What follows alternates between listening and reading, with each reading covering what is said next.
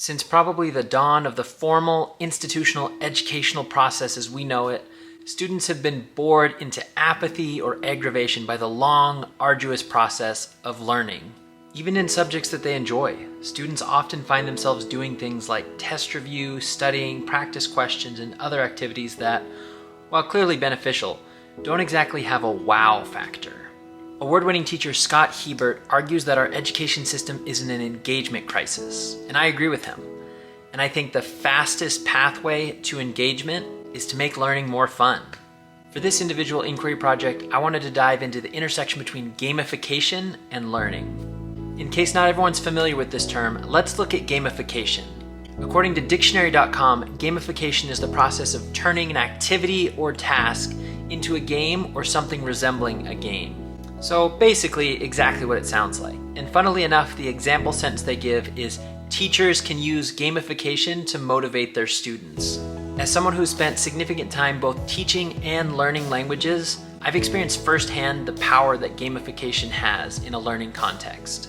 For example, when I was teaching in Guatemala in the past, I often used a gamified sort of activity, or just a game really, to help students practice their vocabulary in a more fun and engaging way. Most of us are probably familiar with Duolingo, for example, and the sort of gamified model they have where you earn points on your lessons, you get gems, you advance through these different leagues.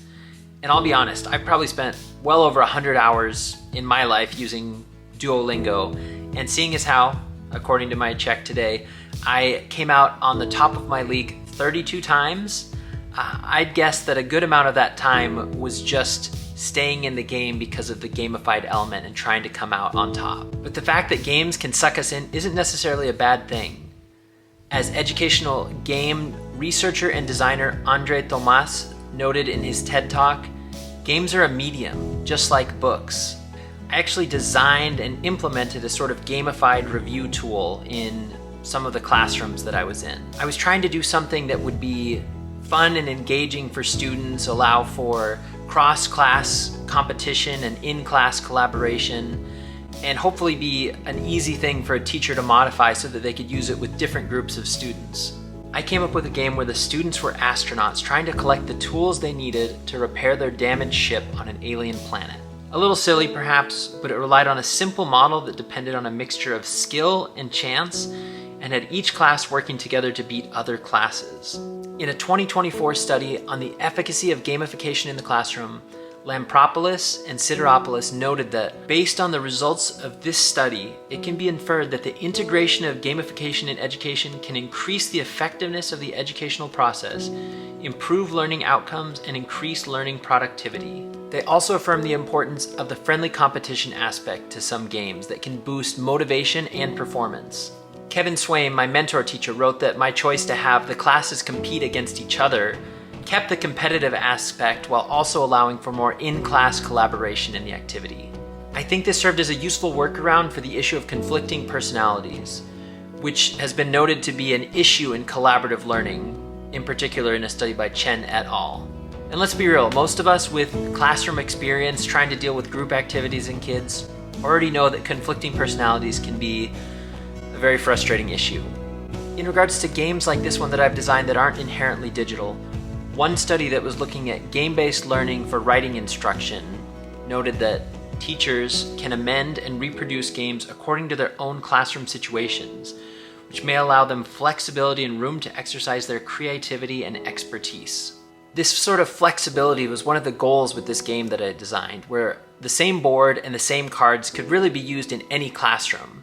And the changing aspect are the questions, which are teacher generated anyway, so they could level this however they want and use this across every single class that they teach. It's infinitely modifiable, essentially.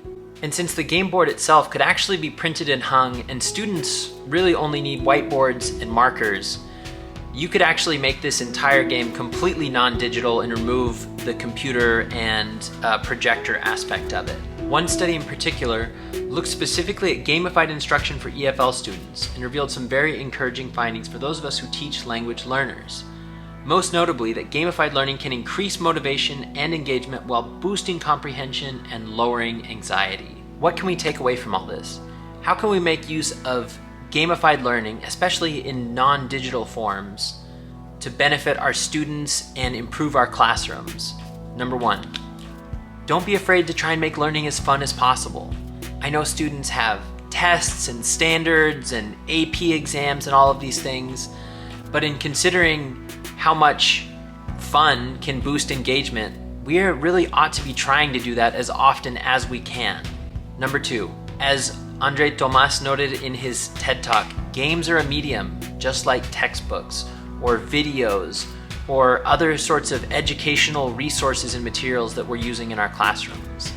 And as such, it's something that we should keep in our repertoire. It's something that we should have on hand, maybe on slow days or dry days or review days when students need that sort of boost to help get them going, keep them engaged. And we should see it as what it is, just another learning tool. It doesn't have to be this bonus or special thing. It can be something that we use in day-to-day lessons. Number three, gamified learning is a research-backed approach. These studies that I was looking at are also citing other studies. So there's been a lot of work looking into this and seeing how gamification can improve student engagement, efficacy, productivity, outcomes, all sorts of things. So it's been tried and it's been tested. Number four, non-digital games allow for more teacher flexibility and modification. Just like this game that I designed where the teacher has free reign to design and make as many different types and different levels of questions as they want. It's easy to create new rules and make small changes and use simple things like whiteboards and markers that most teachers have on hand.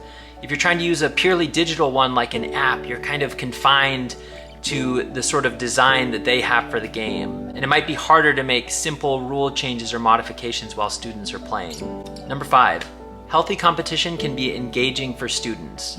This was mentioned in maybe one or two of the studies that I looked at, and also this was something that my mentor teacher Kevin Swaim mentioned, and something that I feel like you can see in the sort of energy and engagement that students start to feel as their team moves forward or moves back or has different challenges or gets a high number or something like that. So competition, I think, is something that we should be trying to design into things in a way that makes collaboration possible also, in terms of trying to minimize conflict in classroom environments.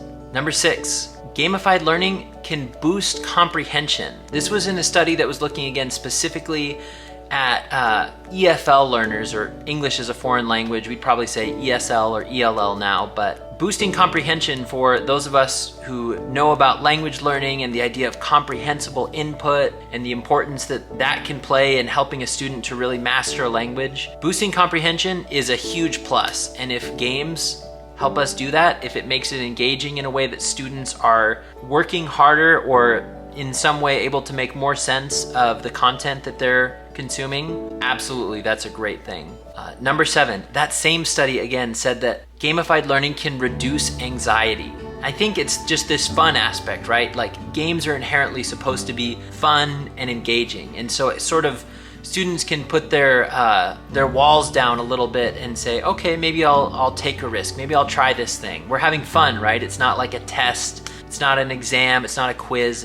It's a game. And so I think, especially, again, if I'm looking at this as somebody who will be teaching language learners who notoriously struggle to speak confidently, I think a gamified aspect like this, anything that reduces anxiety, can be a huge plus for those students of mine. And these last three takeaways that I have are not actually from research studies. These are from my own experience trying this game out in the classroom. One of these was that adding an element of chance can make the game more exciting. And I was a little nervous about this. I'm more nervous about it creating conflict with students if somebody by chance drew a card that made their team have to move backwards. But for the most part, students took it in stride. And it seemed like there was kind of this excited tension that built up when students got to draw a card that was like, oh, maybe we're gonna get to advance 3 spaces. Oh, maybe we have a battle. Maybe we have to move backwards. But the unknown aspect, I think, was really fun for students. And the fact that it was on a physical card that they got to draw, I think, just made it kind of a novel thing for them. So for those of you trying gamified learning, I would say if you can work elements of chance in, so it's not just purely skill-based, like, oh, did they memorize this word? Do they know this historical fact? I think that can just boost the engagement even more. Number 9, inter-class competition can be a unique sort of strategy for trying to boost collaboration as well as participation. So I think when you're doing anything in class with students competing against each other, you do kind of run that risk of creating conflict, or maybe there's disparaging comments, or maybe some teams start losing so much that they stop trying. But in this sort of whole group environment where it's like, oh, we're all on the same team and we're trying to beat those other classes, I think it did kind of create this sort of unified feel to where there was a huge level of engagement, and now their common enemy, so to speak, was outside of the classroom. It wasn't somebody in their group, and it was more like, okay, like, let's get as many points as we can. Let's see if we can get all the way to the end of this game and beat these other teams, these other classes that have gone, or see if we can get far enough that they can't get to where we got to. So I would say that's a unique way to do it, and it seemed to be very engaging. So I would definitely do that again.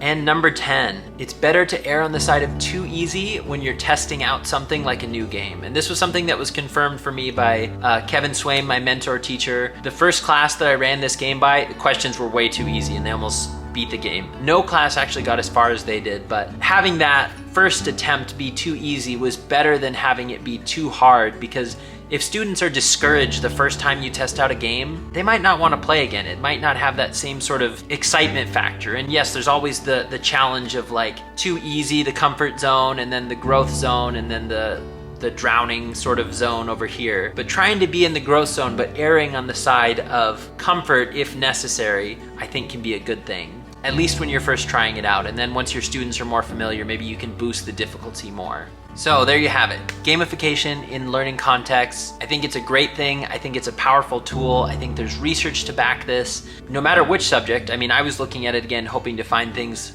that in part were language specific. I think it does support that, but there was studies that looked at things like math and science, and one of the TED Talks talked very extensively about a calculus-based game that was designed to help students improve in that area. So I think this is pretty much a limitless area, and I think it's something, especially now in our digital age where everyone is used to phones and computers all the time, where we really ought to explore what kinds of non-digital games, or rather games where students aren't on their phones or on their computers, what sort of games can we design to get them excited and engaged and collaborating and participating and learning? And I think there's a lot to be discovered still. So I hope you try it in your classroom.